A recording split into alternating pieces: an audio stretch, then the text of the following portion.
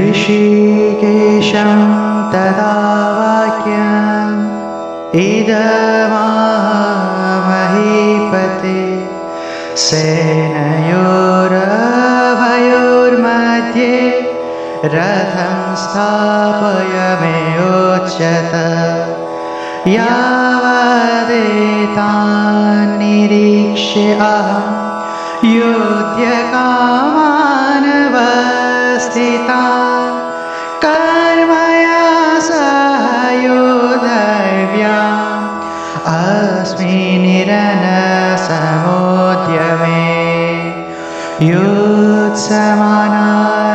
योत्समानानवेक्ष्यहं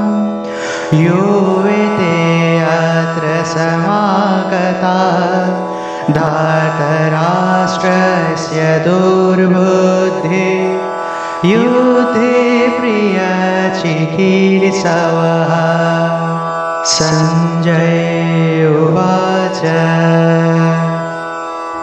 एवमुक्ता ऋषिकेश गुडाकेशेन भारत सेनयोरभयोर्मध्ये स्थापयित्वा रथोत्तमम् भीष्मद्रोणप्रमुखतः सर्वेषां च महीक्षिताः उवाच पार्थ पश्यैतान् समवेतान् कुरुनीति तत्र पश्यन् स्थितान् पार्थ पितॄन् पितामहान् आचार्यान् मातुलान् भ्रातॄन् पुत्रान् पौत्रान् सखींस्तथा श्वशुरान् सुहृदश्चैव सेनयोरभयोरपि तान् समीक्ष्य स कौन्तेय सर्वान् बन्धूनवस्थितान् कृपया परयाविष्ट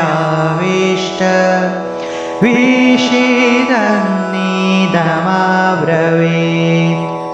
अर्जुन उवाच दृष्ट्वेमं सजनान् कृष्ण युयुत्सं समवस्थितं सीदन्ति ममगात्राणि मुखं च परिशुष्यते वेपथुश्च शरीरे मे रुमाहसस्य जायते गाण्डीवं संश्रते हस्त्वा त्वचैव परिदज्यते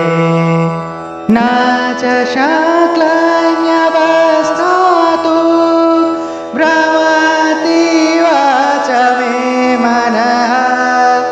निमित्तानि च पश्यामि विपरीतानि केशव न च श्रेयो अनुपश्यामि हत्वा स्वजनमाहवे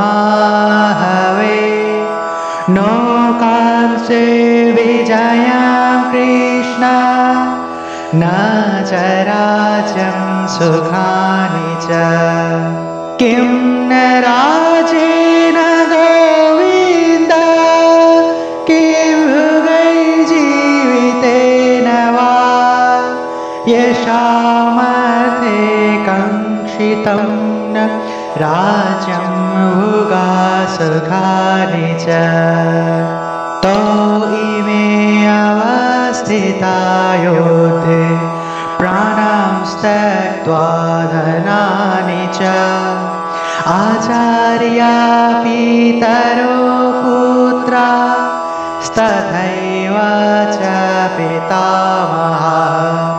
मातुला ससुरा पुत्रा शैलासंवासिनः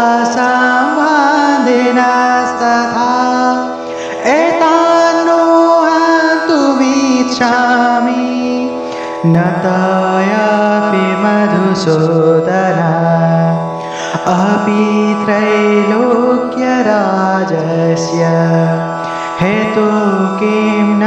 महि कृते निहत्य धार्तराष्ट्राण्य का प्रीति सा जनार्दन